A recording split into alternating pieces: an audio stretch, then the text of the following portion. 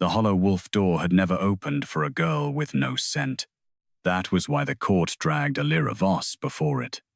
They wanted the door to stay sealed. They wanted the ancient black gate shaped like a wolf's skull to remain silent beneath her trembling hand, proving before every alpha, Luna, priest, and noble witness that she belonged nowhere, no pack, no bloodline, no mate thread, no place in the kingdom except the kitchens, the ash rooms, and the cold corners where useless girls learn to make themselves small. Elira stood barefoot on the moonstone floor of the Hall of First Blood with silver manacles around her wrists and a grey servant dress hanging from her thin shoulders. Above her, the hollow wolf door rose from the far wall like the skull of a giant beast buried upright in black stone. Its eye sockets were hollow. Its teeth were long enough to be pillars. Between its jaws sat a sealed slab of dark iron veined with old silver runes. The court said the door opened only for true pack blood. Elira had no scent. That was the whole point of tonight. She will prove what we already know, High Keeper Soren said from beside the gate. His voice was soft, elderly, and almost kind, which made the cruelty in it worse. He wore white wolf fur robes, fastened with moonbone clasps, and in his hand he held a long moonbone staff tipped with a tiny silver blade, too thin for battle and too sharp for ceremony. Elira noticed it because girls like her survived by noticing what powerful people hoped no one would see. The blade's edge matched the oldest scars carved around the door. Her throat tightened. Soren turned toward the gathered nobles. A child without scent cannot be claimed by blood. A woman without scent cannot be trusted by mate bond. A servant without scent cannot be placed inside any house without risk. The hollow wolf door will confirm whether Elira Voss is merely unfortunate. He paused. The silence leaned forward.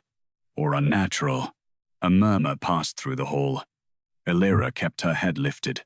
That was all the dignity she could afford. She had been found as an infant on the outer laundry steps after winter rain, wrapped in a blanket with no family mark, no scent ribbon, and no wolf call answering from her skin. The palace had kept her because servants were always needed and because no noble wanted the shame of ordering a baby left outside the gates. But no one had called that mercy. They called it caution. They fed her, clothed her, and reminded her every day that gratitude was the only scent a girl like her was allowed to wear. When other children first bloomed into their pack scents, pine, snow, smoke, river moss, ironwood, moonflower, Elira remained empty. Healers pressed herbs to her wrists. Nothing. Priests burned wolf hair over her cradle. Nothing. Luna candidates leaned close and laughed that even fear had more scent than she did. Still nothing. By 17, she had learned that scentless did not mean invisible. It meant everyone watched for proof she should be removed. Tonight, they believed they had found it. Alpha King Riven Vale stood at the head of the hall beneath a banner of black wolves and silver moons. He was tall, broad-shouldered, and severe in dark ceremonial armor, his black hair falling loose around a face carved by command and sleeplessness. His eyes were pale gold, not warm gold, but the color of a winter sun reflected on a blade. Beside his throne, a shadow wolf crouched, not fully visible, not fully hidden. The king's wolf was enormous, black as storm fur, with eyes like dim silver coals. It did not look at the council. It did not look at the door. It looked at Elira. That was the first strange thing. The second was that it looked hungry, not for flesh, for something it had lost. Riven's hand tightened once against the arm of his throne, as if he had felt the wolf's attention and wanted to call it back. High Keeper Soren saw it too. His fingers shifted on the staff. The tiny silver blade caught moonlight. "Bring her forward," he ordered. 2 guards seized Elira's arms. She did not fight. Fighting would only make the court feel righteous.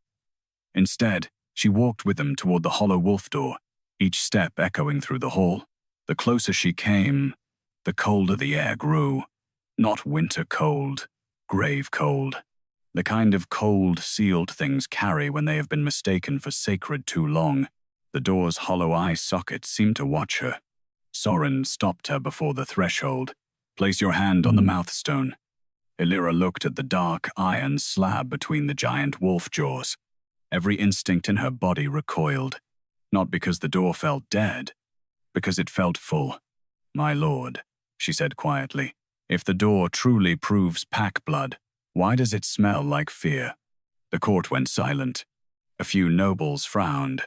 Someone laughed too late, uncertain whether it was permitted. Soren's face did not change, but the staff blade angled slightly toward her wrist. "A scentless girl should not speak of smell." "I do not smell it," Elira said. "I feel it." The shadow wolf beside Riven rose, only halfway, but enough for every wolf-blooded noble in the hall to notice. Riven's eyes sharpened. "What do you feel?" The question cut through the chamber. Elira turned toward him before she could stop herself. No king had ever asked her what anything felt like. Not cold, not hunger, not shame, not the daily violence of having people lean close to her skin and declare there was nothing there. She swallowed. "Something behind the door is afraid to be opened." Soren gave a soft sigh. "Majesty, the girl is stalling." Riven did not look away from Elira. "Is she?" Soren bowed his head. "The door will answer." The pressure in the room shifted. Elira felt it hope from those who wanted spectacle, fear from those who wanted certainty, and something darker from Soren, whose calm had become too careful. The guards forced her closer. Her palm hovered above the mouthstone. For one breath, Elira thought of refusing. Then she remembered the laundry steps, the laughter, the scent tests, the servants moving their cups away from hers as if emptiness could spread. If the door stayed sealed, they would finally have permission to remove her. If it opened, she did not know what happened if it opened. Elira placed her hand on the stone. Nothing happened. The court exhaled. Soren's mouth softened into victory. Then the shadow wolf beside the throne dropped to its knees. Every noble in the hall stopped breathing. Riven stood so fast his throne struck the wall behind him. The hollow wolf door groaned. Silver mist seeped from between its iron seams. Not much at first. A thin breath, a trembling line of moonlit vapor, then more. It poured around Elira's wrist, up her arm, across her chains, filling the hall with scents so sudden and powerful that half the court staggered. Pine after rain. Smoke from a mother's hearth. Blood-warm milk, crushed moonflower, Wolfur, salt tears. Names. Elira gasped. The mist did not smell like one pack. It smelled like hundreds of stolen lives. The black iron slab between the wolf jaws split open. Inside the dark, small silver lights turned toward her like eyes waking. Soren whispered, "Impossible." The silver blade at the tip of his staff cracked. The hollow wolf door opened 1 inch. Then every wolf in the hall lowered its head, except Riven's. His shadow wolf crawled toward Elira on its knees, shaking as one thread of silver mist wrapped around its throat. Riven stared at the mist like a man seeing a grave breathe. One scent rose above all the others. Soft, broken, unmistakably his. The lost mate scent of the Alpha King. But it was only one thread among hundreds. And the door opened wider only for Elira. The door opened wider only for Elira. Not fully. Not yet. Only enough for the silver mist to breathe through the wolf skull jaws and coil around her like something ancient, recognizing the shape of its own missing voice. The court staggered back as the scent spread across the hall of first blood, too many for any wolf-born body to bear at once. Pine after rain, ash from a dead hearth, milk on a newborn's skin, river moss, moonflower, torn linen, fear, names without mouths. Elira stood frozen with one hand pressed to the mouthstone, her chains trembling. She had lived all her life believing she was empty, yet the door behind her was full, so full it hurt to stand near it. The mist moved through her as if searching for places where a scent should have been, and finding only a silence shaped like a wound. Riven's shadow wolf crawled another step toward her. The sight broke the court more than the door itself. The Alpha King's wolf had not knelt since his coronation. Not before rival Alphas. Not before the Moon Council. Not before the dead body of the lunar candidate whose scent vanished from the palace 3 years ago and left Riven half feral for a winter.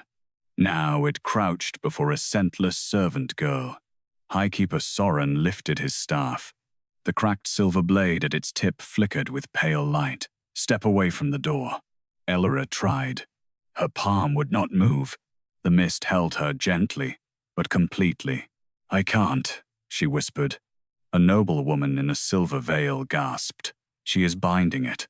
No, Riven said. One word. Enough to stop half the hall from breathing.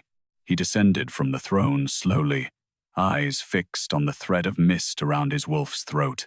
His face remained severe, but something under it had changed, pain surfacing through control, disbelief sharpening into recognition. That scent, he said. Soren turned toward him too quickly. Majesty, the door is releasing fragments. Old trials, dead records, nothing whole. Riven ignored him. I know it. The silver mist trembled. Elira felt the thread around the shadow wolf tighten, not like a leash, but like a memory trying to return home and finding the door still half shut. Soren stepped in front of the king. You must not follow it. Riven's pale gold eyes lowered to the staff. Why? Because grief is the easiest scent to counterfeit. The sentence landed smoothly. Too smoothly. Elira looked toward Soren's staff. The tiny silver blade had cracked, but not broken. Along its edge, a bead of dark liquid gathered. Not blood. Something thinner. Sharper. Scent. Stole a scent. Her stomach turned. The door knew it too. The black wolf skull gate groaned, and a second breath of mist surged out. This one did not coil toward Riven. It spread across the floor in hundreds of thin silver threads, each searching blindly through the hall. One wrapped around an old servant woman near the back. She cried out and clutched her chest. Another touched a guard's wrist. He dropped his spear. Another brushed the hem of a noble girl's white dress, and the girl began to sob without knowing why. Elira heard whispers inside the mist. Not words exactly. Almost names. Mare, Lusa, Evandri, Salla, Tarin. Girls who had been called empty. Girls who had been declared unclaimable. Girls whose scents had vanished so cleanly the kingdom decided they had never belonged. The door was not releasing one lost mate scent. It was releasing a grave of identities. Elira's knees weakened. Riven saw it and moved toward her. Soren struck the floor with his staff. The sound cut through the hall like a bone snapping. The mist recoiled. Elira cried out as pain shot up her arm. The mouthstone under her palm went suddenly cold. Not grave cold now, but prison cold. The silver threads trembled and began sliding backward toward the door. The old servant woman screamed, "No!" Everyone turned. She clapped both hands over her mouth, horrified by her own voice. Soren's eyes sharpened. Remove that woman. Riven's head turned slowly. Why? The servant shook so hard her grey hair slipped from its pins. I smelled her, she whispered. Soren's face became still. Riven took one step toward the servant. Who? The woman's lips trembled. My daughter. The hall changed. Not loudly. Not with gasps this time. With the sickening quiet of people realizing a crack in the floor might run beneath their own feet. The servant looked toward the door, tears spilling over her cheeks. They told me she had no scent because my bloodline was weak. They said the hollow wolf door proved she was packless. They took her to the lower moon cells after the trial. I never saw her again. The mist thread around her wrist brightened. A faint scent filled the air. Lavender smoke. Vetvol. Childhood bread. The servant sobbed once. Salla. The door shuddered. Inside the dark opening, one silver light moved closer. Elira felt it touch her through the stone. A girl's fear. A girl's name. A girl's scent folded into the door like cloth hidden in a wall. Soren raised his staff again. Old grief makes unreliable testimony. Riven moved faster this time. His hand closed around the staff before Soren could strike the floor. The hall froze. Soren did not pull away. Majesty. Riven looked at the cracked blade. What is on it? A ritual edge. What does it cut? Soren's silence lasted one breath too long. The hollow wolf door answered. A thread of silver mist snapped toward the staff blade and wrapped around it. The dark bead on the edge flared, releasing a thin scent into the air. Moonflower. Blood. Salt tears. The same scent that had risen above all others. Riven's lost mate scent. The Alpha King's face emptied of color. His shadow wolf snarled for the first time, a low, broken sound that made every wolf in the hall bare its throat. Elira stared at the blade. Now she understood the scars around the door. They were not marks left by failed tests. They were cuts. Soren had not been opening the door to prove blood. He had been harvesting what the door took. Riven's voice was dangerously quiet. High Keeper. Soren's expression softened with practiced sorrow. Majesty, some sense must be removed to preserve pack order. Elira's hand burned against the mouthstone. The door opened another inch. Silver mist poured around her shoulders, not choking her, not claiming her, but surrounding her like 100 girls standing at her back. For the first time in her life, Elira did not feel empty. She felt crowded by the stolen. Soren saw it. His eyes hardened. Pull her away. The guards hesitated. Riven still held the staff. But Soren lifted his free hand, and from the doorframe, hidden moonbone hooks sprang outward. They caught Elira's chains and yanked her wrists against the mouthstone. Pain split through her arms. The court cried out. Soren's voice rang through the hall. If the door opens only for her, then let it take back what answered. Riven lunged. Too late. The hollow wolf door dragged Elira through the 1-inch gap. The silver mist swallowed her, and from inside the black wolf skull gate, hundreds of stolen scents began screaming her name. The hollow wolf door swallowed Elira whole. For one breath, there was no hall, no court, no moonstone floor beneath her feet. Only silver mist, cold iron, and hundreds of scents rushing past her skin like frightened animals in the dark. Then she hit stone. Not the floor outside, a floor inside the door. Elira gasped and rolled onto her side, chains still biting into her wrists. The air around her shimmered silver, thick with scents that did not belong to her and yet pressed against her like memories trying to be worn. Pine after rain, lavender smoke, vetvol, crushed moonflower, blood-warm milk. Girls' laughter cut short. Mothers crying into empty shawls. Elira forced herself to sit up. She was inside a passage made of black bone. The walls curved like the throat of a giant wolf. Silver mist crawled over them in slow veins, gathering in small hollows where tiny lights pulsed like trapped hearts. Each light carried a scent. Each scent carried a name. Some were bright enough to sting her eyes. Others flickered so faintly they seemed one breath away from vanishing forever. A whisper moved through the passage. Not one voice. Many. Empty girl. No. Taken girl. No. Scentless girl. No. Elira pressed her chained hands to her chest. She had spent her whole life being told there was nothing inside her for a pack to recognize. Now the dark around her was crowded with every identity the kingdom had declared empty before stealing what remained. The door had not tested pack blood. It had stored what the court removed. Outside, far above or far away, Riven's voice struck the door like thunder. Open it. The bone passage trembled. High Keeper Soren answered, muffled but clear enough for the door to carry his words. Majesty. She triggered an ancient containment rite. If we open it now, whatever is using her may escape. Elira laughed once, sharp and breathless. Using her, that was what men like Soren called truth when it moved without their permission. A silver light near her shoulder brightened. A girl's voice whispered, Sala. Elira turned. The light drifted toward her, trembling. As it came closer, The scent of lavender smoke and childhood bread filled the passage. The servant woman's daughter, the one whose mother had cried out in the hall. Elira lifted her hand carefully. I heard your mother. The light shook.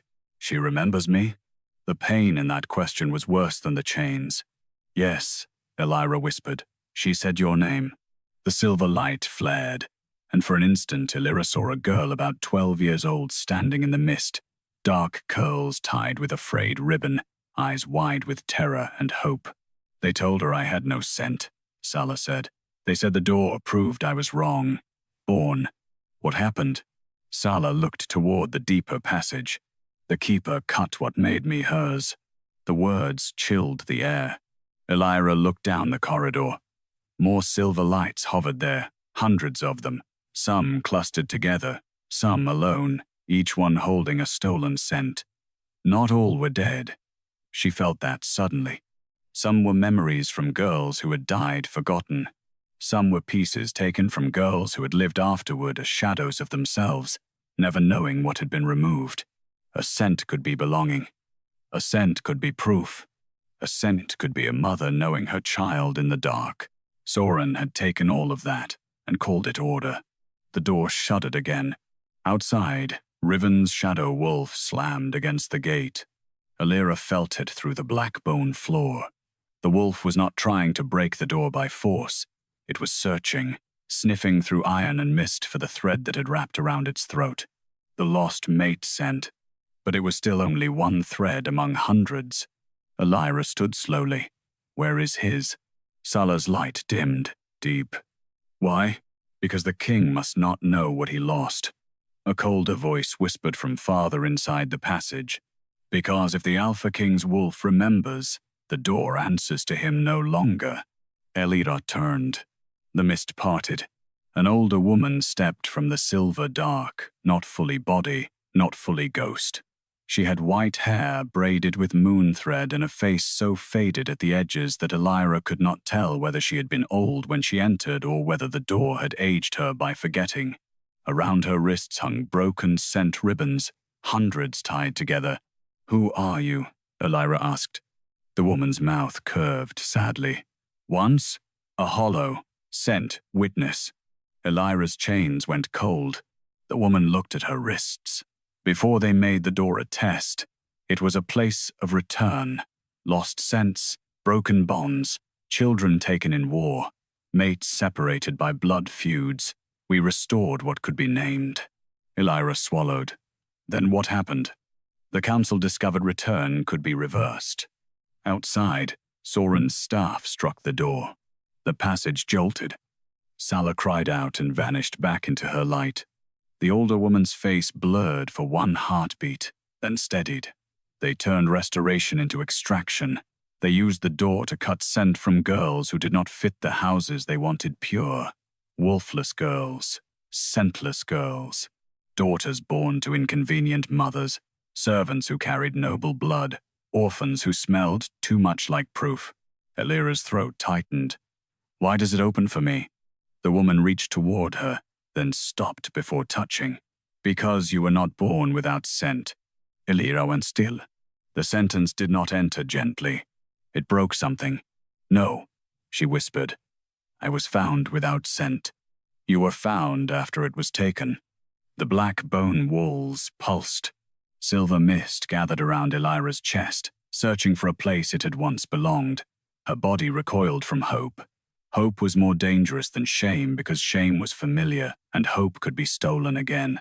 My scent is here? She asked. The woman looked deeper into the door. Yes, and so was the first scent they cut from Riven Vale's mate bond. Elira shook her head. I am not his mate. I did not say you were. The answer steadied her. The story was larger than one bond. The woman stepped aside, revealing a deeper chamber shaped like a hollow wolf heart. Threads of silver mist crossed it in hundreds of lines, each tied to a different glowing scent. At the center hung a darker thread, silver, black, and pulsing slowly. Riven's wolf howled outside. The dark thread answered. Elira took one step toward it. The door screamed. Outside, Soren shouted, Do not let him touch the mouthstone.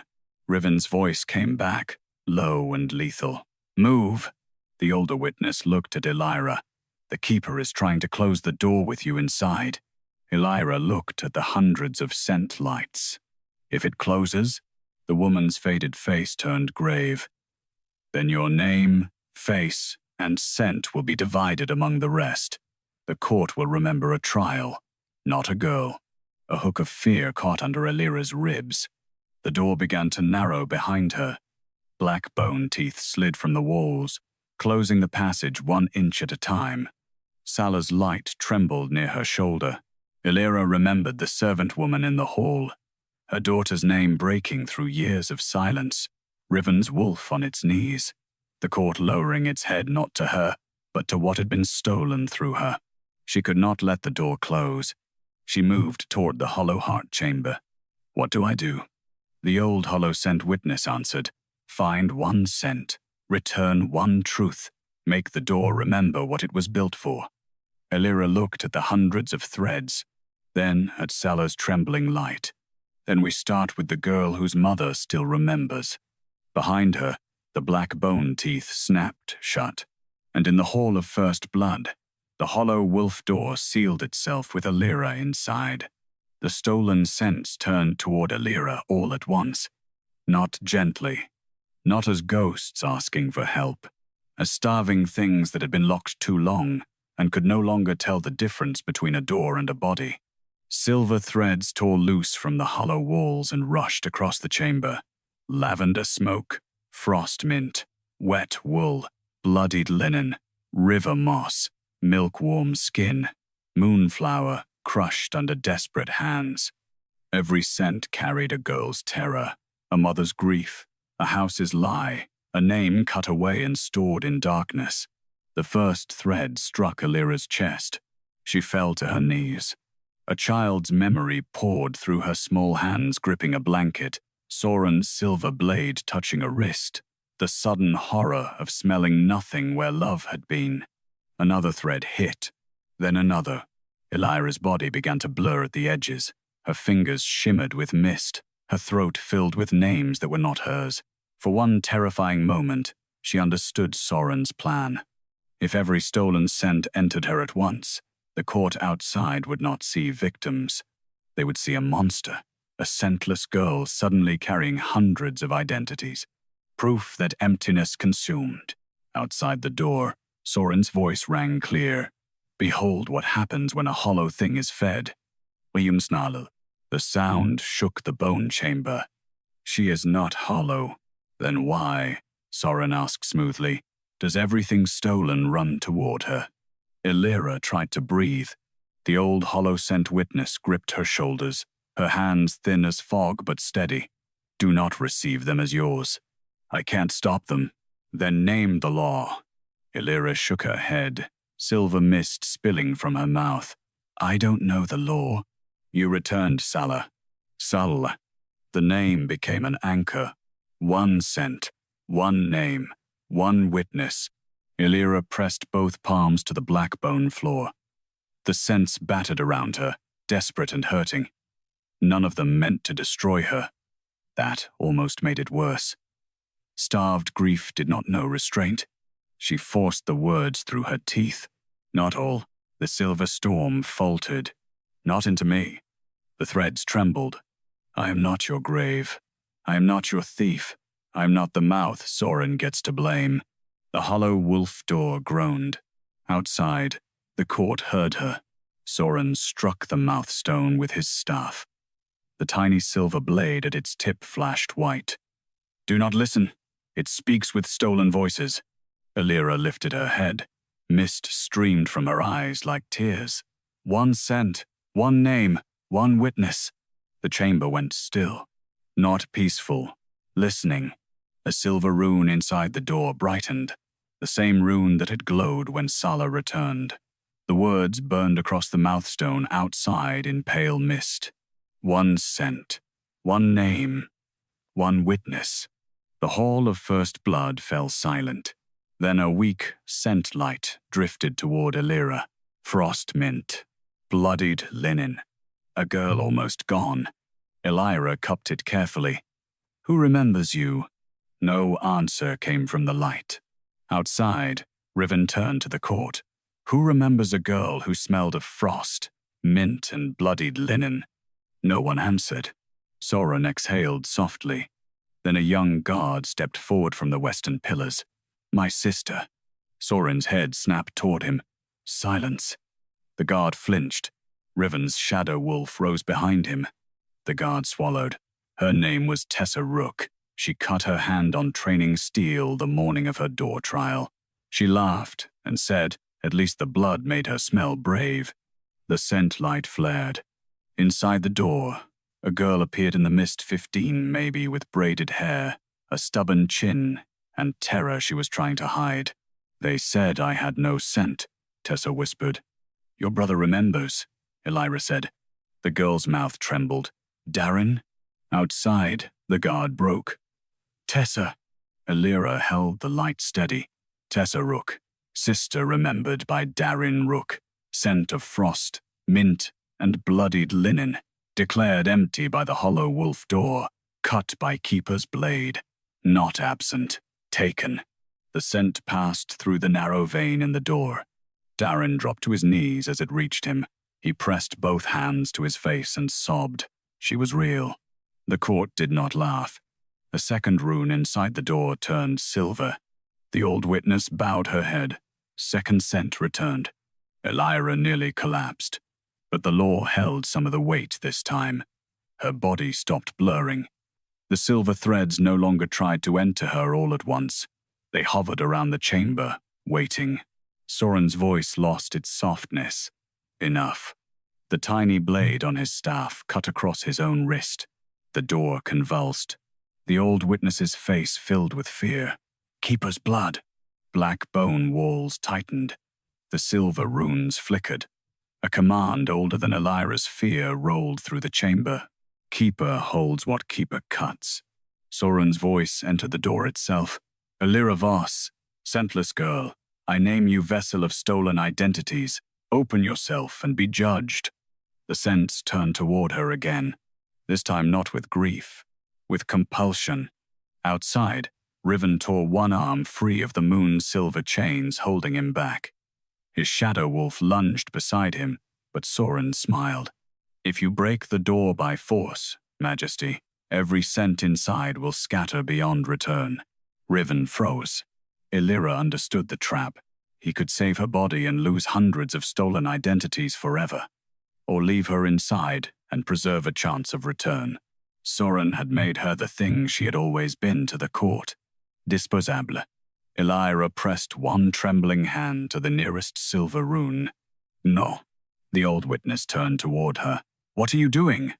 If Keeper holds what Keeper cuts, Elira whispered, then we show what he cut first. The chamber went cold. The old witness stepped back. Elira. But the door had already heard. Behind the darker thread of Riven's lost mate scent, something older stirred. Not a mate thread.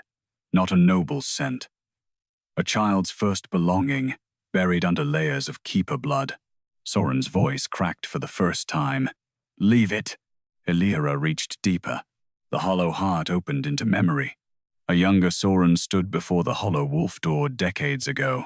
Before him knelt a girl no older than 13, with dark braids and a crescent birthmark beneath one eye. She smelled of rain-soaked cedar and warm honey.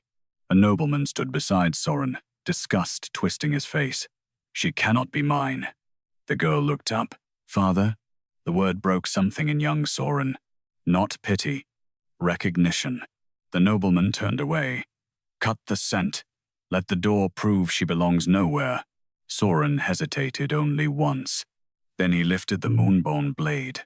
The girl screamed as her belonging came out of her wrist in a silver thread. Her father exhaled in relief. The court called it purity preserved. Young Soren stared at the thread in his hand. Then he smiled. The memory shattered. Elira gasped.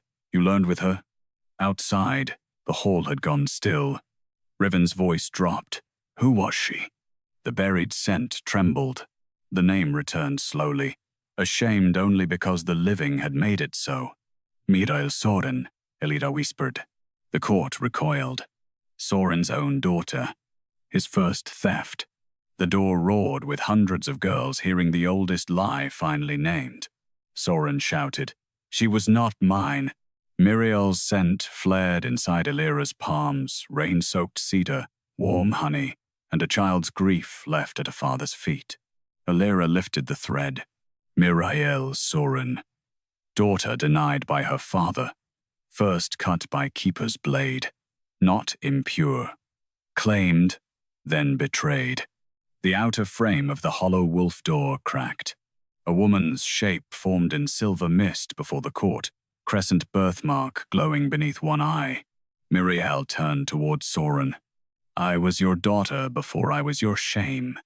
Every moonbone clasp on Soren's robes split open, and the first stolen lore carved around the hollow wolf door began to erase itself. Miriel Soren stood before the hall of first blood in silver mist. Not alive. Not dead. Witnessed. The court stared at the woman with the crescent birthmark beneath one eye, the rain-soaked cedar and warm honey of her stolen scent filling the hall until even the oldest alphas lowered their faces from shame. She did not look like a curse. She did not look like poisoned blood. She looked like a daughter who had waited too long for the truth to stop kneeling before her father's pride. High Keeper Soren stood frozen beneath the hollow wolf door. Every moonbone clasp on his robes had cracked open. The soft authority he wore like a second skin had begun to peel away, revealing something older beneath it. Not discipline. Not faith. Fear. Miriel looked at him. "Say it." Soren's mouth tightened. "You were a danger to the house. I was 13. You would have ruined everything I had built." "No," she said. "I would have made you answer for what you had already done." The court shifted.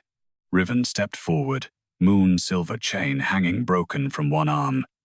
His shadow wolf moved beside him, no longer kneeling, but still trembling under the dark silver thread, trapped deep inside the door. The lost mate scent waited there, pulsing faintly, calling to the wolf with a grief so sharp even Elira felt it through the bone chamber. Soren saw the king's attention flick toward the thread. He seized it. "Majesty," he said, voice regaining a dangerous softness. "Your wolf knows what matters most.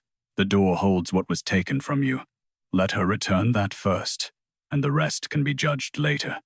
Inside the hollow heart, the old witness stiffened. Elira looked toward the dark silver-black thread. It did not scream. It did not beg. That made it harder. It waited like a wound that had learned not to ask for tenderness. Outside, Riven's shadow wolf lowered its head, breathing hard. The entire hall could feel its hunger now.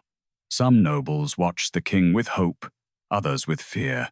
If Elira returned his lost mate scent first, the court would understand the door only through him. The hundreds of girls behind the mist would become background to the Alpha King's pain. Elira knew it. Riven knew it too. He turned away from the thread. Soren's eyes narrowed. Riven faced Miriel instead. "Your scent was the first law he built on." Miriel's mist flickered. "Yes. Then yours is the first law we break." The words moved through the door like a key turning. Elira pressed one hand to the silver rune beneath her. Miriel Soren, daughter denied, first theft, root of keeper, blood law, witnessed by living court. Miriel's scent brightened. Rain-soaked cedar, warm honey. A child's first belonging, no longer ashamed of itself. The old carved law around the doorframe burned white, then split apart. A scent denied may be stored. A stored scent may be judged. A judged scent may be used. Each line erased itself from the black stone. Soren lurched forward. No. Riven's shadow wolf blocked him. The beast did not attack. It stood between Soren and the door with bared teeth, making one truth very clear. Mercy did not mean permission. Inside the door, the hollow heart loosened. The walls pulled back.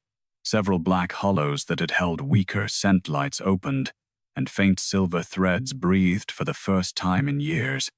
Elira nearly sobbed from the relief of it. Then the door turned toward her. Not physically, not with words, with recognition. The mist touched her wrists, not as a chain now, but as a question. The old witness smiled faintly. It remembers what return feels like. Elira looked at her. Can Mirael leave? Only if someone living receives the truth. Mirael's gaze drifted across the court. No mother waited for her. No brother stepped forward. No lover pressed through the crowd calling her name. The man who should have claimed her had cut her from himself. For a painful moment, the hall understood the cruelty of that. Some stolen girls had homes waiting. Some had only the record. Riven stepped forward. I receive it. Soren laughed bitterly. You cannot claim every erased girl, Majesty. No, Riven said, but I can make the crown witness what the keeper denied. He lowered one hand to the moonstone floor, not kneeling fully, but enough. Mirael Soren was not empty, he said. She was cut. Her scent will be restored to the record of first blood, and no house may use the hollow door to erase a child from its line again. The door answered. Mirael's form shiver. For one breath she looked almost young again, the 13-year-old girl beneath the woman grief had shaped. Then her scent flowed into the moonstone floor, not disappearing, but rooting itself there. A silver mark bloomed beneath the door. Rain, soaked cedar and warm honey woven into the foundation of the hall. Mirael looked at Elira one final time. Do not let him make you his ending. Elira understood. Soren would rather be destroyed in one dramatic punishment than forced to watch the system he made be dismantled name by name. She nodded. I won't. Mirael faded. A third rune inside the door turned silver. Soren's staff blade cracked down the middle. The hall inhaled. Then the dark thread at the door center pulsed again. Riven's lost mate scent. His shadow wolf staggered one step toward it before stopping itself. The effort cost the king. Elira could hear it in his breath through the door. She touched the thread carefully, not taking it, only feeling its edge. Pain flashed through her. A woman running under moonlight, a torn scent ribbon, a wolf crying at an empty bed. Riven on his knees in a chamber full of smashed glass, one hand pressed to his chest as if something had been carved out from inside him. Elira pulled back, shaken. Riven's voice came from outside, low. What did you see? Loss, she whispered. Soren smiled with sudden cruelty. And now the scentless girl understands why the king will eventually command her. You think he can stand before that thread forever? Riven did not answer at once. That silence frightened Elira more than any shout would have. Then he said, No. The word was rough, honest. I cannot stand before it forever. His shadow wolf trembled, but I can stand before it tonight. The door stilled. Riven looked toward the black wolf skull gate, as if he could see her through the bone. Elira Voss, I will not ask you to return mine before the others. I will not make your gift another throne tool. The mist around Elira's wrists warmed. She had been cold empty all her life. Now the king was refusing to fill her with his need. That almost broke her. Soren's voice sharpened. Majesty, sentiment will not rebuild what you lost.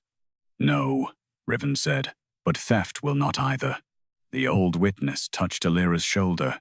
Now, Elira looked at her. The door is listening to him, and to you. Ask it what it took from you. Elira Voss. My scent? The old witness's faded eyes filled with sorrow. You were not born empty. The words returned from part 3, but this time they did not feel like a promise. They felt like a door opening under her feet. Elira looked around the hollow heart. Hundreds of stolen lights waited, some brighter now, some still dim. At the center, Riven's lost thread pulsed, but beneath her own knees, under the black bone floor, something small answered. Not silver, not gray. A scent so faint she almost missed it because she had lived inside its absence too long. Winter rain on laundry stone, newborn skin, a mother's torn ribbon, and beneath it, a name whispered by someone who had hidden her on palace steps. Elira Voss. The door had not opened only because she could restore others. It had opened because it had taken her first. Her breath stopped. Outside, Soren realized what she had found. His voice turned deadly soft. "Do not touch that, child." Elira placed both palms on the floor. The hollow wolf door shook, and from beneath her own body, her stolen scent began to rise.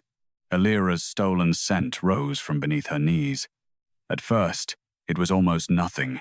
A breath of winter rain, cold laundry stone, a torn ribbon warmed by a mother's hand.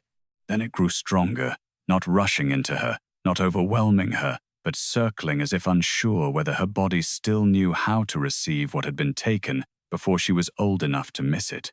Elira could not move. All her life, people had leaned close to her wrists, her hair, her throat, and found nothing. They had called her empty with the certainty of people who had never questioned who emptied her. She had believed them because their disgust had come every day, and repetition could become a kind of law.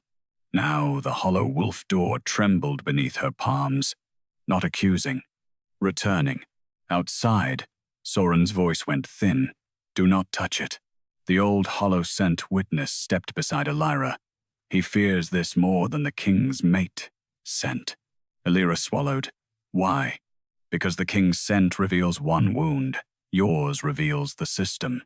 The words struck through her. The scent beneath her palms brightened. A vision opened inside the hollow heart. Winter rain fell over the outer laundry steps 17 years ago. A woman ran through the palace dark with an infant wrapped in grey cloth against her chest. Her hair was soaked. Blood darkened one sleeve. Around her wrist hung a torn scent ribbon, silver white and frayed. Behind her came men in moonbone masks. At their head walked Soren.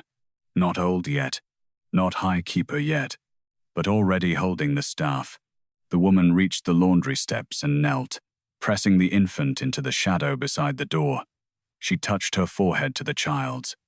"Elira," she whispered, "live without what they can smell." Then she pressed the torn ribbon under the baby's blanket. "Soren's blade flesh." The woman screamed. Elira jerked back from the vision, but the door held her there long enough to show the rest. Soren did not kill the woman. He cut the scent ribbon from her wrist and pulled a second thread from the infant's chest. The baby did not cry. That was the most terrible part. She only stared upward as the first proof of belonging was drawn out of her body and sealed behind the black gate. Soren looked down at the child. "Leave her," he said. "A scentless servant will never know what she could have accused." The vision broke. Elira could not breathe. The old witness bowed her head. Outside, the hall had gone silent enough for Elira to hear Riven's voice through the bone. "Elira?" She pressed one hand to her chest. Where the absence had lived so long, it felt like part of her shape. "He took it when I was a baby." The door carried her words into the hall. A murmur passed through the court. Soren lifted his staff, but the cracked blade sparked and failed. Riven's voice lowered. "What did he take?" Elira looked at the scent hovering before her. Winter rain, laundry stone, torn ribbon, a mother's breath. "My beginning," she whispered. The scent unfurled. A second memory appeared, this one older. A hidden chamber beneath the Hall of First Blood. Women in grey cloaks stood around the original hollow wolf door not as judges, but as healers. Their wrists carried faint silver marks shaped like open wolf jaws. They guided lost children and broken pack bonds back to their rightful names. At their center stood a woman with Elira's eyes. The same woman who had left her on the laundry steps. The old witness spoke softly. "Hollow, scent heirs did not steal scent. They restored identity when war, grief, or curse severed it." Elira stared at the woman in the vision. "My mother?" "Yes." The vision shifted. Soren, younger and ambitious, stood before the council. If they can restore identity, they can expose every false bloodline in this kingdom. Every noble house will be at risk. A counselor asked, "And the heirs?" Soren's answer came without hesitation. "Make them scentless. Let the world despise what it should have feared." The hollow heart darkened. Elira understood now. She was not empty because she lacked power. She had been emptied because her bloodline could undo the door's lies. Outside, Soren's control finally cracked. She is forbidden blood. Riven stepped closer to the mouthstone. No, she is evidence. The word sent a shock through the hall. Elira flinched. Evidence could still be used. Riven must have felt it, because his next words came carefully. Not a tool, he said. A person the court owes an answer. The mist around Elira steadied. Her stolen scent hovered before her, waiting. The old witness touched her wrist. You do not have to take it back all at once. Elira looked at the hundreds of lights around her. If I take mine now, they will say I chose myself before them. If you refuse it, Soren will say you were never stolen. That was the trap, the same shape as every cruelty in the court. Be silent and disappear. Speak and be called selfish. Bleed and be blamed for staining the floor. Elira closed her eyes. One scent, she whispered. The door listened. One name. Her mother's torn ribbon appeared in the mist, silver white and wet with winter rain. One witness.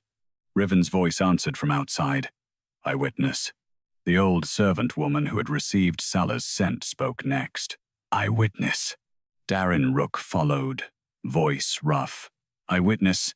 Then, after a long silence, Mirael's mist whispered. Eyewitness. Elira reached toward her scent. The moment it touched her chest, she did not become stronger. She became heavier. Belonging returned with grief attached. A baby abandoned to survive. A mother cut from her own child. Years of emptiness that had never been natural. Elira staggered, and for one moment the hollow heart blurred. Then she smelled herself. Winter rain on laundry stone. Silver ribbon.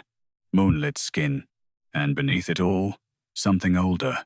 Open wolf jaws, not devouring, but returning. The door groaned. A silver mark appeared on Elira's inner wrist, shaped like a hollow wolf mouth filled with mist. The old witness lowered her head. Hollow. Scent air. Outside, every rune on the hollow wolf door flashed. Soren staggered back as if struck. The court saw the silver mark through the mist. Elira stood inside the door, shaking, no longer scentless, yet not fully claimed by any pack. Her identity had returned as something more dangerous than belonging. Proof. The dark, silver-black thread at the center pulsed again. Riven's lost mate scent. This time, it moved toward Elira. Not demanding. Recognizing. Soren saw it and screamed, Do not let those threads touch. Riven's shadow wolf rose to its full height. Elira looked at the waiting mate scent, then at the hundreds of stolen lights. She understood the next danger. If Riven's scent returned through her now, the court would try to reduce everything to romance, destiny, and throne claim. Soren would twist the story again. So she lifted one hand. The mate scent stopped. Not yet, she whispered. Riven heard. His voice was rough, but steady. Not yet. The door opened another inch. Not to release her. To show the hall what stood behind her. Hundreds of stolen scents. Salah's returned rune. Tessa's returned rune. Mirael's broken law. And Elira Voss marked as the last hollow scent heir. For the first time, the court did not see an empty girl. They saw the vault they had mistaken for a test. Then Soren raised the broken staff with both hands and drove the cracked moonbone blade into the doorframe. If she is the heir, he said, voice shaking with rage, then let the door crown her with every scent inside. The hollow heart screamed. Every stolen light turned toward Elira again. And outside, the Alpha King's wolf threw itself against the gate. Every stolen light turned toward Elira again. This time, they did not rush with hunger alone. They came with command. Soren's broken moonbone blade burned inside the doorframe, sending white cracks through the hollow heart chamber. The law he had carved into the door years ago woke beneath the walls like a buried animal. Keeper holds what keeper cuts. Heir carries what door contains. Elira staggered as the words pressed into her body. Silver mist wrapped around her wrists, her throat, her chest. Hundreds of scents rose from their hollows: girls, daughters, sisters, servants, lost mates, erased mothers, inconvenient heirs, each pulled toward the mark now glowing on her inner wrist. Hollow scent heir. Soren wanted the court to see that title become a curse. Outside, his voice rang through the hall of first blood. Look well, this is what forbidden blood does. It does not restore identity. It gathers identity. It feeds on emptiness until it can wear every stolen life as a crown. The court murmured in fear. Elira felt that fear through the door. It was exactly what Soren wanted. If the sense entered her, she would become a living vault, too full, too strange, too dangerous. The court would beg the Alpha King to kill her before dawn. Riven's shadow wolf slammed against the gate.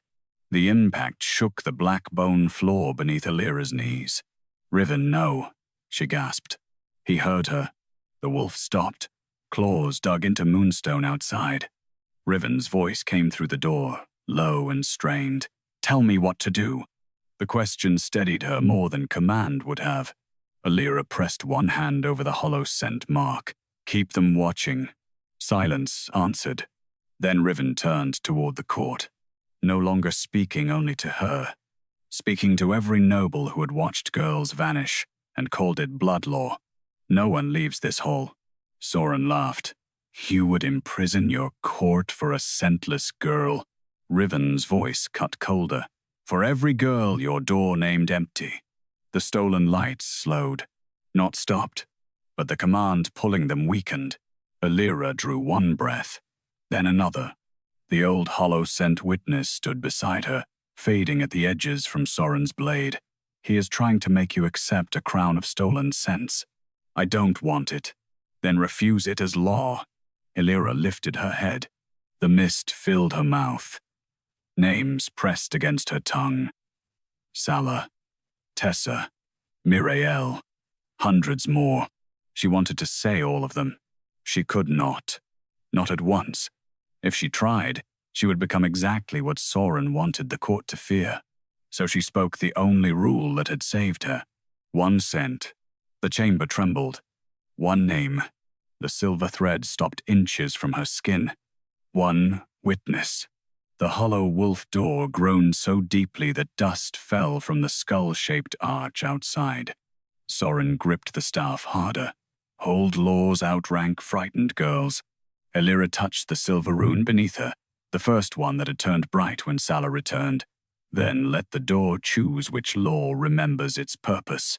The chamber darkened. For one breath, all the scent lights vanished. Then the door showed itself. Not as a gate, as memory. Elira saw the hollow wolf door centuries earlier, not black and cruel, but silver-gray under moonlight. Mothers brought children lost in war. Mates brought torn ribbons. Alphas brought broken pack oaths. Hollow scent witnesses stood before the wolf skull gate and guided what had been severed back to its rightful body. The door had not been built to test belonging. It had been built to return it. Then the memory changed. Soren's blade cutting Muriel. The first stolen law carved into the frame. Girls kneeling year after year. Scents pulled out and stored. Mothers told their daughters had none. Houses purified by erasure. The door turned black. Elira came back, shaking. Outside, the same memory had spread across the mouthstone in silver mist. The court had seen it too. A noble lord whispered, "The door was never a trial." Riven answered, "No." His shadow wolf stood beside him now, enormous and silent. It was a vault. Soren's face hardened. It became necessary. Elira stepped forward inside the door. Necessary to whom? The hall stilled. Soren did not answer. The door did. A hidden panel of black bone opened near the chamber's center, revealing rows of scent ribbons tied into knots. Each ribbon carried a seal. Noble houses, council marks, marriage contracts, inheritance claims. Elira touched one. A vision flickered. A girl with a noble father and servant mother dragged before the door, her scent cut away so the noble house could deny her. Another, a wolfless daughter sent inside so her brother could inherit uncontested. Another, a lunar candidate erased because her scent matched a forbidden mate, Bond. The court watched each image through the gate. No one spoke now. Elira let the ribbon fall. You did not preserve pack blood. You edited it. Soren's staff blade split further. Riven turned toward the council benches. Every house seal tied inside that door will be opened under witness. Panic moved through the hall. There it was. Not fear for Elira, fear of records. Soren saw the nobles shifting and made his last appeal to their cowardice. If those ribbons open, half your heirs become bastards, half your marriages become false, and half your bloodlines become lies. Riven looked at them. Then half this court has been standing on stolen girls. The words landed like an axe. Inside the door, the scent lights brightened. Elira's own returned scent moved through her winter rain. Laundry stone, mother's torn ribbon steadying her. The dark, silver-black mate scent at the center pulsed again. This time, it did not move toward her. It moved toward Riven. His wolf bowed its head, trembling. Elira understood what the door was asking. Not return yet. Witness. She placed her palm near the thread without touching it. Alpha King Riven Vale. Lost mate. Scent. Stored among hundreds. Not first, not alone. Witnessed, but not yet returned. The thread stilled. Riven closed his eyes for one brief, painful moment. When he opened them, his gaze found the door. Witnessed. His restraint changed the hall more than any declaration could have. The court had expected a king to seize what was his. Instead, Riven let his deepest wound wait because hundreds of others had been buried with it. The door answered. The black iron slab opened another inch. Silver mist poured out, but this time it did not scatter. It formed shapes behind Elira, Sala, Tessa, Miriel, and dozens of dimmer girls waiting their turn. The court saw them, not monsters, not fragments. Girls. Soren's face twisted. He tore the broken moonbone blade from the frame and drove it into his own palm. Blood ran down the staff. The door convulsed. The old witness cried out. He is binding himself to the Keeper law. Soren lifted his bleeding hand toward the mouthstone. If the door remembers its first purpose, then it will remember its first price. A hollow scent heir opens return with her own scent. Elira's returned scent jerked violently inside her. Her knees buckled. Riven stepped toward the gate. Soren. Soren smiled with a terrible calm. Let the girl return every stolen identity, Majesty, but let her pay as the first witnesses paid. Inside the chamber, black bone hooks rose from the floor and wrapped around Elira's ankles. The door no longer pulled the stolen scents into her. It pulled her scent out. Winter rain tore from her chest. Laundry stone. Mother's ribbon. Her name began to thin at the edges. Elira clawed at the floor, gasping. Outside, Riven's wolf threw back its head and howled. The old witness caught Elira's hand. Hold your name. Elira tried, but Soren's bloodlaw tightened. On the mouthstone outside, silver letters formed one final demand. Heir pays the door. Riven's voice came through the chamber, no longer cold, terrified. Elira, do not let go. She tasted salt and moonlight. Her scent unraveled thread by thread. Then, beneath the hollow heart, another mark woke. Not Elira's, not Riven's. The mark of the first hollow scent witness. The old woman beside her looked down, and for the first time, fear left her face. No, she whispered, not heir pays. The black bone floor split open. A forgotten sentence rose in silver mist. Heir chooses the witness. Soren stopped breathing. Elira lifted her head, and every stolen girl inside the door turned toward the court outside, waiting to see who would stand witness in her place. Every stolen girl inside the door turned toward the court outside. Not with hatred, with waiting. That was worse. The Hall of First Blood had been built for judgment. Its moonstone floor had held generations of trials, blood oaths, lunar vows, inheritance disputes, and public condemnations. But now the court stood beneath the hollow wolf door and understood, perhaps for the first time, what it felt like to be judged by those who had never been allowed to speak. Silver mist filled the hall. Inside the door, Elira knelt with black bone hooks around her ankles, her returned scent trembling in torn threads around her chest. Winter rain, laundry stone, her mother's ribbon. The scent had only just come home, and already Soren's bloodlord tried to pull it out again. Heir pays the door. Then the older sentence had risen beneath it. Heir chooses the witness. High Keeper Soren stared at the words as if the door itself had betrayed him. The old hollow-scent witness beside Elira lifted her faded face. He changed the law. Elira could barely breathe. What does it mean? It means the heir was never meant to pay alone. The woman turned toward the silver shapes gathered behind them. Sala, Tessa, Mirael, and dozens more. A return is held by witness. The door asks the living to carry what they helped deny. Outside, Soren recovered first. No one will answer. His voice rang across the hall, sharp with desperation. Do you hear me? No noble house will bind itself to a scentless girl's corrupted right. No alpha will risk his bloodline for the scraps of old accusations. Let her pay. That is the cleanest end. Elira's scent tore another inch from her chest. She cried out. Riven moved toward the door. Soren lifted his bloody hand. Touch it by force, Majesty, and everything inside scatters. Riven stopped. His shadow wolf snarled, but did not strike. The king's face was pale with restraint. His lost mate's scent still pulsed inside the door, waiting among hundreds, and yet his eyes remained on Elira. What witness does she need? He asked. The old hollow-scent witness answered through the mist, her voice carrying into the hall.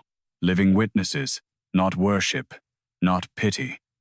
Those who remember, those who benefited, those who stayed silent. The court recoiled. That was the blade, not magic. Responsibility. Soren laughed once. Then she dies here. No one will stand. For one heartbeat, no one did. Elira felt the silence like cold hands pressing her underwater. Then the old servant woman who had received Sala's scent stepped forward. Her knees shook. Her hands were rough from years of laundry work. She had no jewels, no wolf fur mantle, no house banner behind her. Only grief and a daughter's scent returned after years of being told grief had imagined itself. I witness, she said. Soren turned on her. You have no standing. Riven's voice cut through him. She has memory. The servant woman lifted her chin. Sala Merin was my daughter. The door took her scent. I believed the court because I was poor enough to think law knew more than a mother. I witness Elira Voss. A silver thread shot from the servant's chest to the door. Inside, one black hook loosened from Elira's ankle. Darren Rook stepped forward next. His face was wet, but his voice held. Tessa Rook was my sister. I stayed silent because the trial gave my family shame, and shame was easier to bury than doubt. I witness. A second silver thread crossed the hall. The other hook cracked. Mirael's mist turned toward Soren, and I witnessed the first theft. Soren's staff shook. Riven stepped down from the royal dais. The court shifted as if the floor had tilted. Soren's eyes flashed. Majesty, do not degrade the crown. Riven ignored him. He walked to the center of the Hall of First Blood and stood before the hollow wolf door with the shadow wolf at his side. The great beast lowered its head, not in defeat this time, but in acknowledgement of every scent still waiting behind the gate. Riven placed one hand against his own chest. I witness, he said. The hall went utterly still. I witnessed too little when the council told me my mate, scent had vanished by curse. I let grief become obedience because obedience was easier than asking who benefited from my loss. I witnessed Sala. I witnessed Tessa. I witnessed Mirael. I witnessed Elira Voss, whose scent was stolen before she had words to defend it. His voice roughened, and I witnessed that my wound is not first. The door shuddered. Inside, the hooks around Elira's ankles shattered. Her scent snapped back into her chest with a force that made her gasp. Winter rain, laundry stone, mother's ribbon hers, not borrowed, not paid, not proof for someone else's law. The silver mark on her wrist burned bright. Hollow scent heir. But now the title no longer felt like a punishment. It felt like a key held in a hand that could choose when to turn it. Soren saw the court shifting. Servants first, guards next. Then one older Luna, pale with shame, whispered the name of a niece whose scent had failed at 13. A boarder, Alpha admitted, his daughter had vanished, after a door trial arranged to protect an alliance. One by one, witnesses stepped forward. Not enough for every stolen scent. Not yet, but enough for the door to remember that the living could be made to answer. Silver threads crossed the hall. The black wolf skull gate opened wider. Not all the way. Enough. The mist cleared around Elira, and for the first time the court saw her inside the door, thin, shaking, marked with silver, surrounded not by stolen power but by stolen girls standing behind her in witness. No one called her empty. No one dared. Soren's face twisted. You fools. If every cent returns, half your houses collapse. Elira rose slowly. Her legs trembled, but she stood. Then half your houses were built from girls you erased. The words passed through the door and into the hall. Riven's shadow wolf lifted its head. The stolen scents behind Elira brightened. Soren stepped backward, blood dripping from his palm onto the moonstone. His broken staff blade flickered one final time. If the heir will not pay, he whispered, then the door will take what the king loves most. The dark silver-black thread at the center of the hollow heart snapped tight. Riven's lost mate scent screamed. The shadow wolf collapsed to one knee.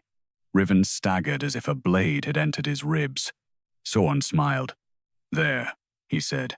Now we learn whether the king still believes his wound is not first. Inside the door, the mate scent tore loose from its hollow and flew toward Elira like a broken arrow.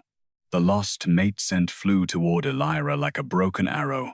It struck the hollow heart chamber with a soundless impact, tearing through the silver mist, scattering Sala's lavender smoke, Tessa's frost mint, Mirael's rain-soaked cedar, and every waiting thread around them. The scent was darker than the others, silver-black and pulsing with a grief that had been sharpened for years into something almost feral. Outside, Riven dropped to one knee. His shadow wolf collapsed beside him, claws scraping the moonstone floor. Every wolf in the Hall of First Blood whined as if the pain had gone through their own ribs. Soren smiled with blood on his hand. Now, he said softly, let us see which truth the girl chooses. Elira staggered as the mate scent circled her throat. Soft, broken, unmistakably Riven's, but not his alone. There was another shape inside it, a woman's fear, a torn scent ribbon, moonflower crushed under running feet, a chamber full of shattered glass. The scent did not enter Elira. It hovered before her, shaking like a wounded animal that had forgotten whether home meant safety or slaughter. The old hollow scent witness moved beside her. Do not take it. I'm not. Do not return it blindly either. Elira looked through the mist toward the hall. Riven's face was pale with pain, but he had not commanded her. Even now, with his wolf half collapsed and his lost mate scent within reach, he held himself still. That restraint steadied her. Soren's voice cut through the door. Return it, child. Save your king. Prove you are not the monster I named you. The trap was clean. If she returned Riven's mate scent first, Soren would twist the entire revelation into a royal recovery. The court would remember the king's pain, not the girl's. If she refused, he would say she let the Alpha King suffer to protect her own importance. Either way, he would try to make her choice smaller than the truth. Elira lifted her hand. The mate scent trembled near her palm. No, she whispered. Riven's shadow wolf raised its head weakly. Soren's smile widened. You hear that? The scentless girl refuses the king. Elira turned toward his voice. I refuse your order. The door answered with a low groan. She touched the silver-black thread with 2 fingers, not to return it, not to claim it, but to listen. A vision opened. 3 years earlier, in a moonlit chamber near the West Tower, a young woman stood before the hollow wolf door's smaller altar stone. Her scent was moonflower, rain-warmed fur, and a note of wild honey. She was not noble, but she wore a lunar trial ribbon around her wrist. Riven stood across from her, younger and colder, already king, already lonely. His wolf shadow circled her once and lowered its head.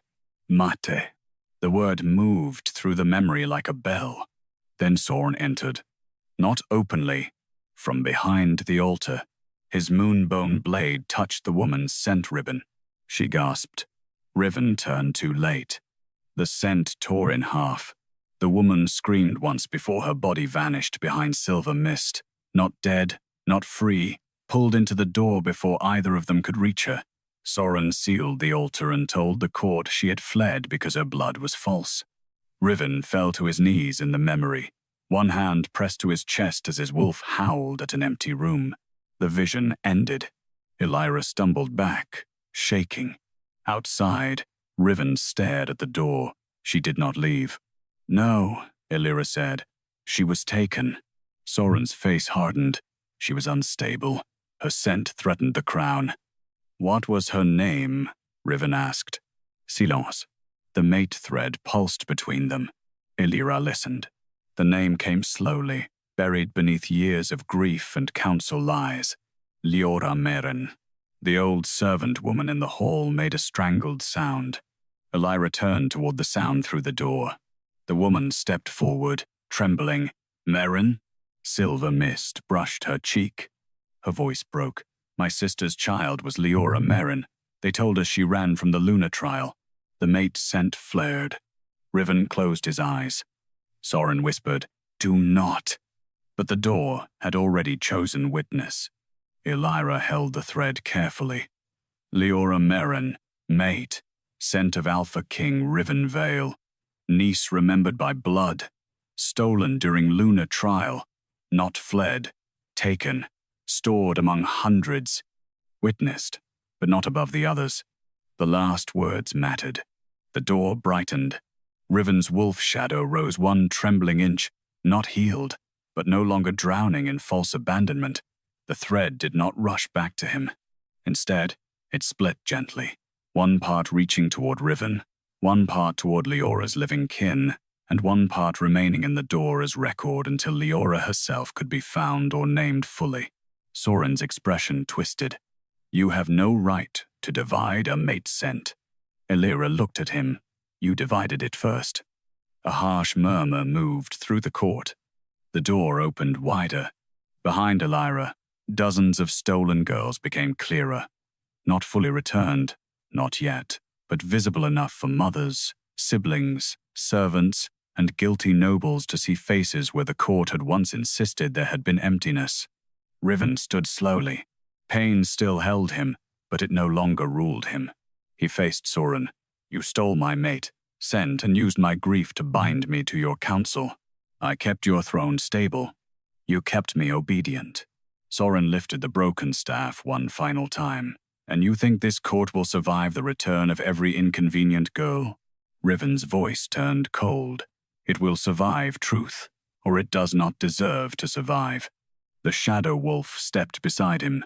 This time, it did not kneel. It bowed its head toward Elira. The court saw. The Alpha King's wolf was not worshipping a mate. It was acknowledging a witness. That difference cut through Soren's last disguise. The hollow wolf door rumbled, and the silver words across its mouthstone changed. 1 scent, 1 name, 1 witness. Then a second line formed beneath it.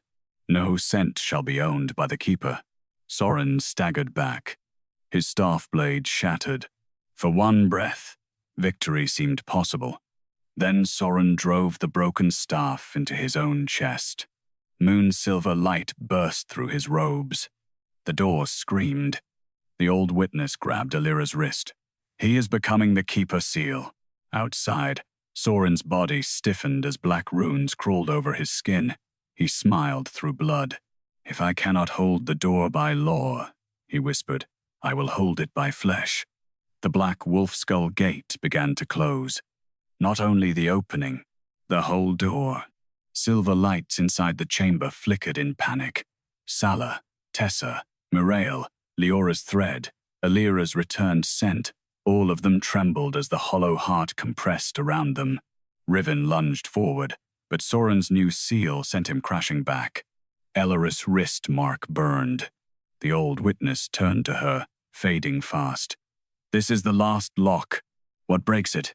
The woman looked toward the hall. Not the king alone, not the heir alone. The door narrowed. The scent lights dimmed. Elira understood before the witness finished. Everyone he made complicit. The old woman nodded.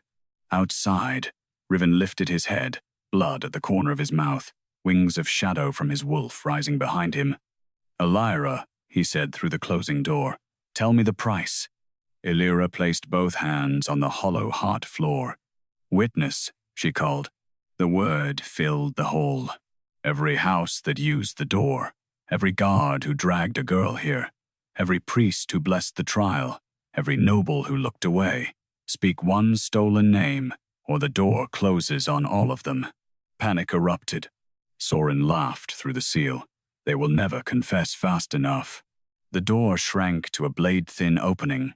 Then the old servant woman cried, "Sala Merin." Darren shouted, "Tessa Rook." Miriel's mist answered, "Mirael Soren." Riven spoke, voice rough and clear, "Leora Merin."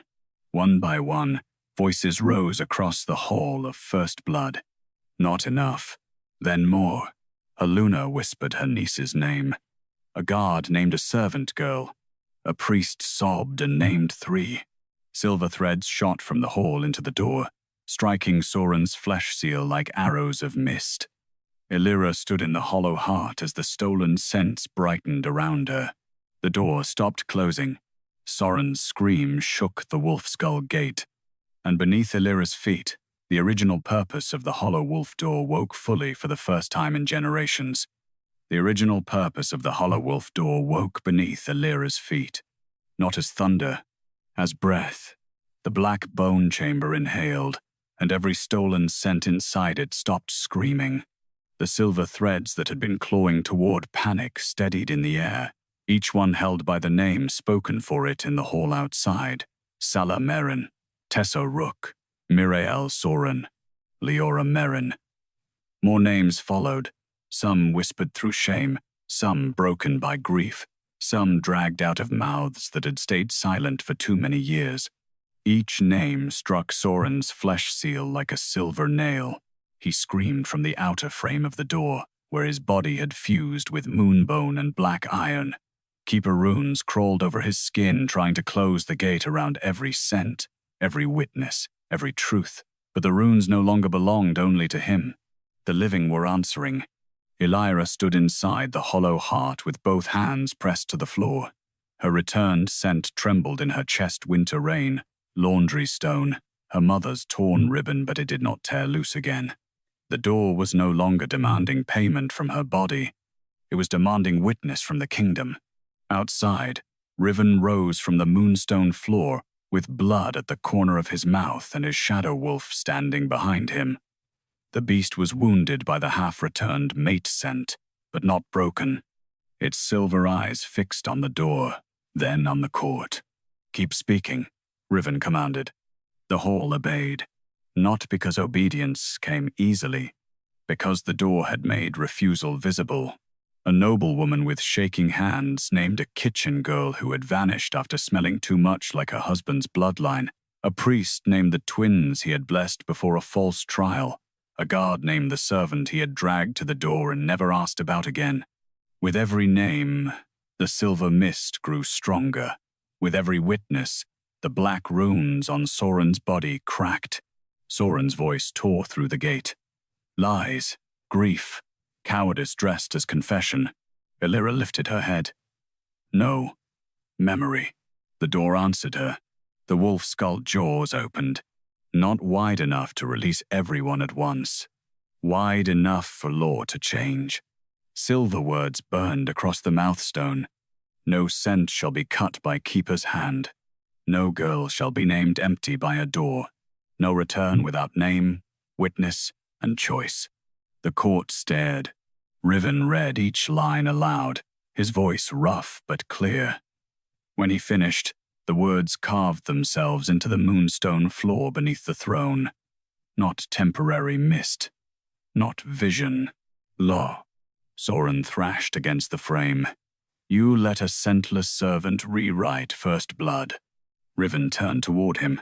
No, I let the door remember what you stole from it. Elira stepped toward the opening. The old hollow scent witness stood beside her, fading now. The silver lines that held her shape were loosening, not from erasure, but release. What happens to him? Elira asked. The witness looked at Soren. The keeper who made himself the seal remains until every scent he cut is witnessed. Soren's face twisted. No. Yes, Muriel said from the mist. Her voice was quiet. That made it worse. Soren looked at the daughter he had denied, and for one moment Elira saw the terror beneath all his lore. He had not feared impurity. He had feared being named by the child he had abandoned. The door sealed him into the outer frame from the chest down. Not killing, not freeing, holding. Silver mist wrapped around his throat, leaving him able to hear, able to answer, unable to cut again. Riven faced the court. High Keeper Soren is stripped of title. The Moon Council is dissolved until every house seal inside the door is opened under witness. No trial of scent, blood, or mate bond will stand unless the stolen records are read. A noble lord shouted, Majesty, this will unmake half the kingdom. Riven's shadow wolf lifted its head. Then half the kingdom was built from missing girls. No one answered. Inside the door, Elira turned toward the hundreds of lights. They were calmer now, but still waiting. Not all could return tonight. Not all had living witnesses left. Some would need records. Some would need time. Some might never become whole in the way they deserved. But they were no longer hidden. That mattered. The dark, silver-black thread of Leora Merrin's mate scent hovered near the center. It stretched toward Riven, then stopped, as if asking permission from more than pain. Elira looked through the gate at him. Riven's face tightened with longing, but he shook his head once. Not tonight. The court heard. So did the door. Riven's voice lowered. Leora will be witnessed properly. By blood. By record. By choice, if any part of her remains to choose. My grief does not outrank theirs. The mate scent settled back into the hollow heart, no longer buried, no longer screaming. Witnessed. Elira felt something in her chest loosen. The old witness smiled. You can leave now. Elira looked at her. And you? I was waiting for the door to remember. The woman touched Elira's wrist mark. It has an heir again. Not an owner. An heir. The word frightened Elira less than it should have, because it no longer meant she had to carry everything alone. The old woman dissolved into silver mist that joined the first restored rune. The opening widened. Elira stepped out of the hollow wolf door and back into the hall of first blood. For the first time, the court smelled her. Winter rain on laundry stone. A torn ribbon. Moonlit skin. And beneath it, the hollow wolf mouth that returned what had been stolen. No one called her scentless. No one dared. Riven stood before her, close enough to touch, careful enough not to. You came back, he said. Elira looked at the broken chains on her wrists. The door let me. No, he said. You made it remember how. His shadow wolf lowered its head before her, not as a mate claiming, not as a beast kneeling to a queen, but as one wounded creature recognizing the witness who had refused to make its pain the center of every grave. Elira's throat tightened. Riven offered his hand. He did not take hers. The difference mattered. Behind him, Soren hung sealed in the black frame, forced to watch as Sala's mother held the silver scent of her daughter, as Darren whispered Tessa's name. as Mirael stood unashamed before the house that had denied her. The hall of first blood no longer smelled of purity. It smelled of return. Elira placed her fingers in Riven's palm by choice. His hand closed gently around hers. "Tomorrow," she said, "we begin 1 cent at a time." Riven bowed his head. 1 cent, 1 name, 1 witness. The hollow wolf door breathed silver mist behind them, no longer a judge of belonging, but a record of every belonging stolen and every truth still waiting to come home. Elira Voss had entered the hall as the girl with no scent, dragged before a gate meant to prove she belonged nowhere. She left as the last hollow scent heir, the girl the door opened for, the witness who returned stolen identities, exposed the Keeper's first betrayal, and taught an Alpha King that love was not the first wound to be healed. It was one thread among hundreds,